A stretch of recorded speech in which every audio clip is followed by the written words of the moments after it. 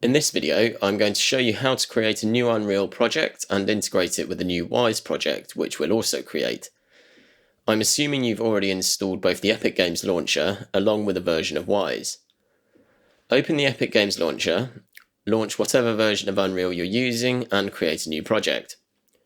Select the game project category, click Next, and create a project using the third-person template. Name the project whatever you want. Here, I've called mine Wwise UE4 Integration. Remember, you can't insert spaces into the project name. Now, close the Unreal project and open the Wwise launcher. Select the Unreal Engine tab at the top. The new project should appear in the list. If not, click the drop-down menu and select Refresh Page. Now click Integrate Wwise into Project. You must have the Wwise SDK files installed at this point, otherwise the integration won't work. If the files are installed correctly, the address field should be populated automatically as you see here.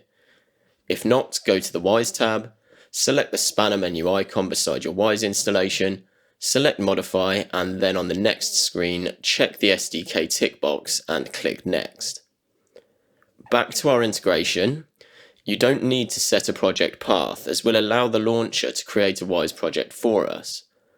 Click Integrate. This will take a few minutes. And that's it. That's the integration complete. In my next video, I'll explain a bit about what new options are now available in Unreal Engine to begin getting Wwise and Unreal to work together.